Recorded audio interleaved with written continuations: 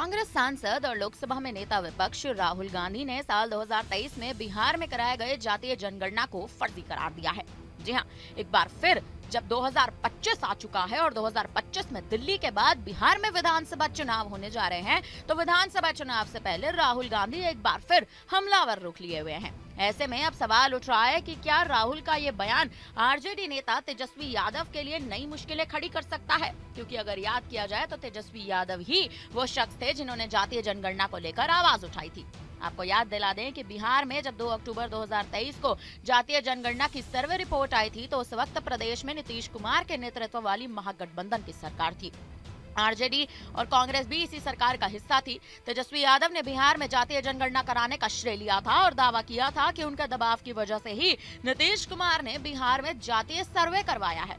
इसके बाद 9 नवंबर 2023 को विधानसभा में बिहार आरक्षण संशोधन अधिनियम 2023 पारित किया गया। उस वक्त भी तेजस्वी यादव ने बिहार में आरक्षण का दायरा बढ़ाने का श्रेय ले लिया था। नए कानून के आधार पर आरक्षण का दायरा 50% से 65% बढ़ा दिया गया। हालांकि साल 2024 में पटना हाईकोर्ट ने आरक्षण का दायरा 50% से 65% करने को गैर संवैधानिक बताकर रोक लगा दी थी। पटना हाईकोर्ट के फैसले को बिहार सरकार ने सुप्रीम कोर्ट में चुनौती दी है और तेजस्वी यादव की आरजेडी ने भी पटना हाईकोर्ट के फैसले को सुप्रीम कोर्ट में चुनौती दी थी। फिलहाल ये पूरा मामला सुप्रीम कोर्ट में ही चल रहा है, लेकिन इसी बीच राहुल गांधी का बयान भी अब सुर्खियों का हिस्सा बन चुका है। बिहार में अगले कुछ महीने में विधानसभा चुनाव है। 2024 में लोकसभा चुनाव में तेजस्वी ने जातीय जनगणना करने का मुद्दा उठाया और बिहार में जाति आधारित आरक्षण बढ़ाने का श्रेय लिया और बीजेपी को आरक्षण विरोधी भी करार दिया था। इन सबके बीच जब शनिवार को ही राहुल गांधी ने पटना में संविधान सुरक्षा सम्मेलन में बिहार में कराए गए जातीय जनगणना को ही पूरी तरीके से फर्जी बता दिया है, तो फिर अब तेजस्वी यादव के लिए ये बड़ी मुश्किलें खड़ी कर सकता है। राहुल गांधी के बयान से तेजस्वी के दावे पर भी सवाल खड़े हो रहे हैं कि जब 2023 में आरजेडी नीतीश कुमार के नेतृत्व वाली महागठबंधन का सरकार का हिस्सा थी, तो उस वक्त जो जातीय जनगणना कराई थी, क्या वो फर्जी थी?